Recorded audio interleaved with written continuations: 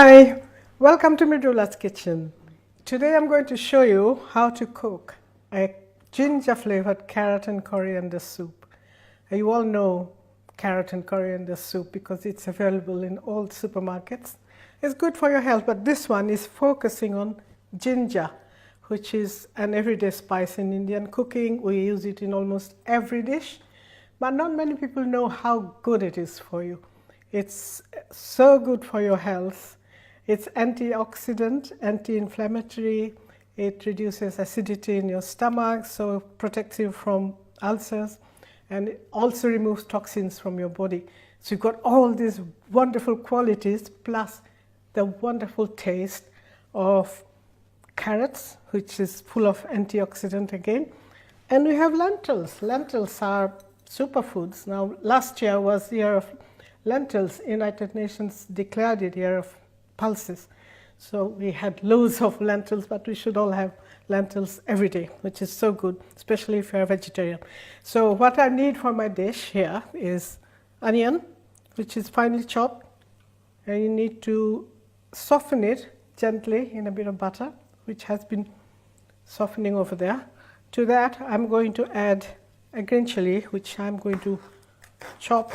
You don't have to chop it very finely because all this is going to go in a blender to puree because it's a soup, right? And don't be alarmed at the size of this chili, because we have all these lovely sweet carrots and also lentils. Then you're going to put in ginger, garlic, fresh coriander, ground coriander. So it's going to mellow it all down. Now, I want to show you how best to peel a fresh ginger. This is the root ginger. And don't use a knife because it's not easy to peel with a knife.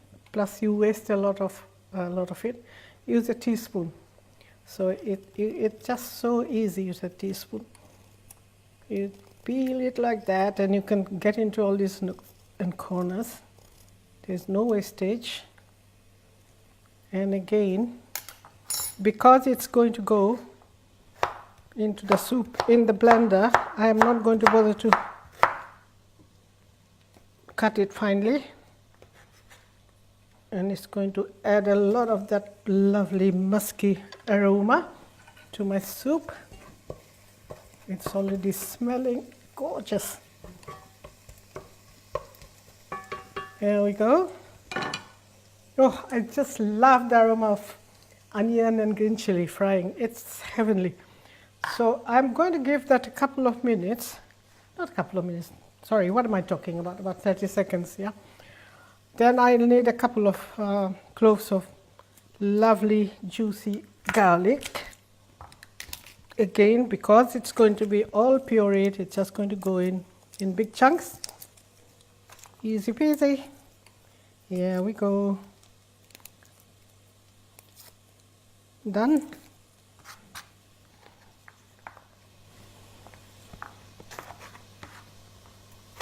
That goes in.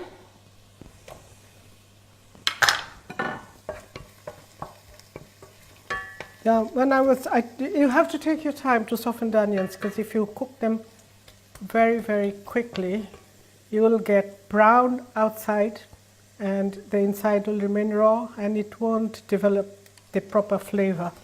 So always take your time. This is the only stage, those of you who don't know how to cook Indian food, this is the most crucial stage, to cook the onion for the right length of time. So after that, it's really easy and quick. That's that. So to that, I am going to add, I've added ginger, garlic, chili. Okay, now I'm going to add 50 grams of lentils.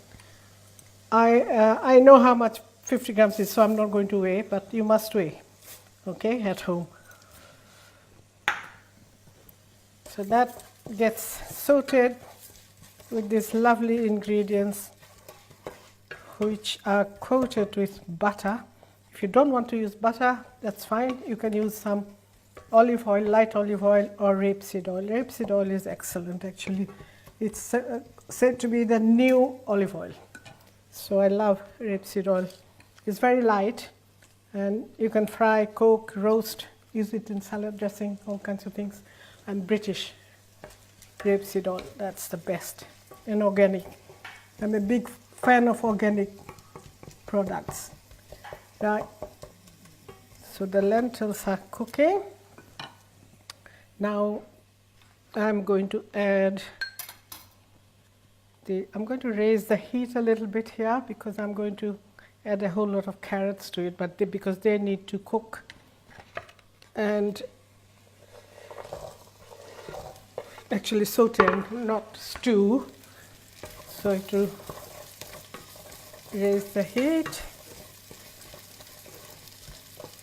Or whack it up a bit more.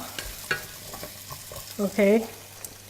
So to that, I'm going to add some ground coriander. This is coriander seeds which I have roasted and ground. I never buy pre-ground spices because they don't have any flavor. Because you know when the whole seeds have the essential oil which you activate when you roast the seeds. And so you get beautiful aroma, but when you get pre-ground spices, you don't know how long they've been in the packet. That is about a tablespoon, by the way. And they lose, because essential oils dry up, so they lose flavor. So it's always better to grind a little bit at home and roast it first and then grind it. You got beautiful flavors. You'll never ever go back to pre-ground spices. It's like sawdust, really. Okay, now everything is ready. Here is a vegetable stock cube. You can use any vegetable stock cube.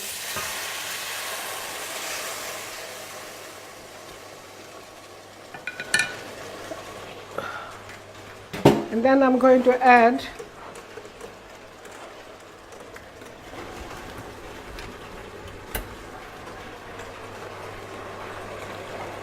about a liter of warm water. It's always better to use warm water because when you blended your spices so well, it's important to maintain the temperature because that keeps the balance of spice mixing intact. Otherwise, it does tend to impair it a bit.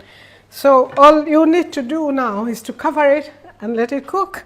And when it's done, we are going to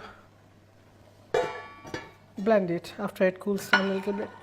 And halfway through cooking, I'm going to add some sea salt to it. And be careful with the sea salt because they have slightly bigger grains, so don't use as much as you would use in fine cooking salt. Right, so that's that. That will take about 20 minutes. Then we are going to let it cool, blend, and we'll sit down and enjoy it. Oh, there's my friend Ash. Hello, Mridula. It's lovely to be standing next to you and watching you cook again. I see you've got some really colourful herbs and spices and vegetables everywhere. But I also notice a few books over there in the corner. Just a few, yes. I have written 27 cookbooks. I've got about 6 here. Yeah, they've all been written by me because that's my passion. 27? Mm-hmm. Wow. Mm-hmm. And is there another one on the way soon? Oh yes, it's about this one. It's all superfood and spice health. Fantastic. And surely you are very familiar with also presenting to audiences live on television as well? Yes, I've presented my own TV series, 3 of them, 13 shows each, Mridula's Indian Kitchen, and also the Spice Trail, for which I was sent to India, which was lovely. How wonderful. And have you ever thought of running your own restaurant? I did run my own restaurant, yes. It's where I live, in Windsor. Yeah. It was called Spice Route, it was hugely successful. But I found that my passion was not running the restaurant, but writing cookbooks and presenting. So when I was running my restaurant, I couldn't do any of that. I was just stuck in the restaurant. I was on the floor. I was in the kitchen. I was everywhere. I had chefs, professional chefs, but I was very hands-on.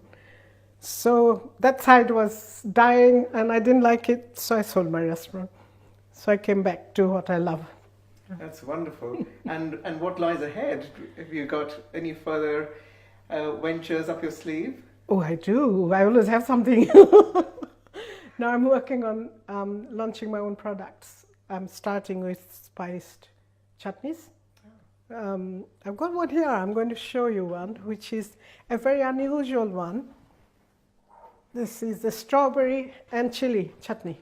Oh, wow. Two of my favorite things. Yeah, I love combining British fruit and veg with Indian spices. And this is strawberry and chili chutney.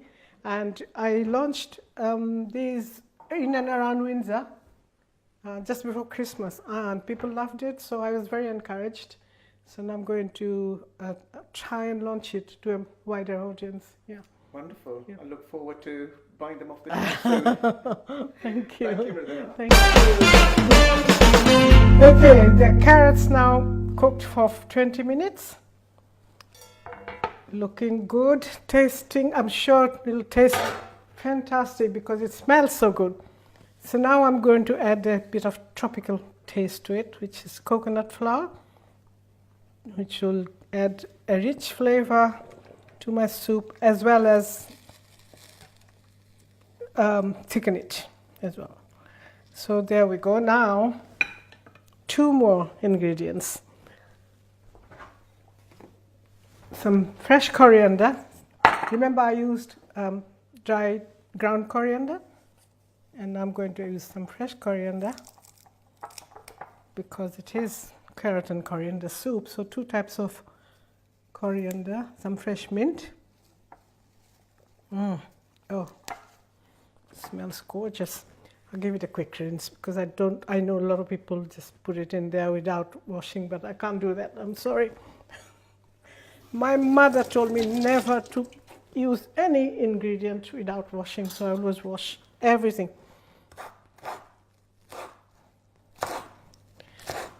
Coarsely chopped because it's going to be all blended. Oh, that looks so good. Look at that. Against that golden background, we've got orange, green. Looks beautiful. Picture. Sometimes I think I'm Picasso in the kitchen.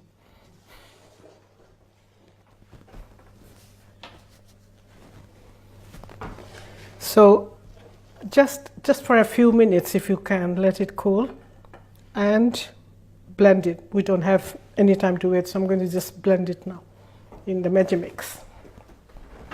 Now I'm ready to blend my soup.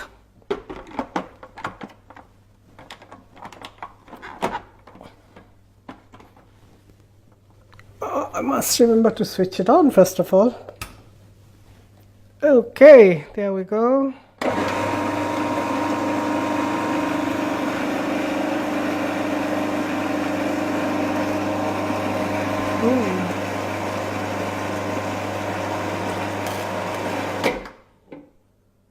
Bit boring, but it has to be done. There we go.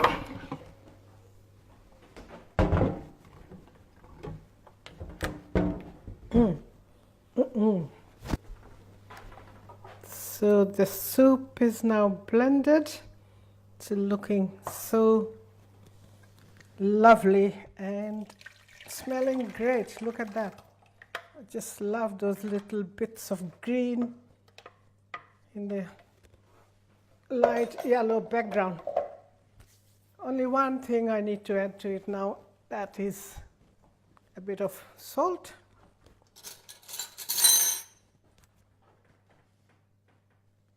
No, don't be scared to see that I'm adding a whole teaspoon of salt. So don't be afraid of adding salt to your food. Not too much, but enough to make it tasty. So now your soup is ready. I'm going to taste it. You know, if it looks good, it has to taste good. But sometimes appearance can be deceptive, as they say. It's good, it's good.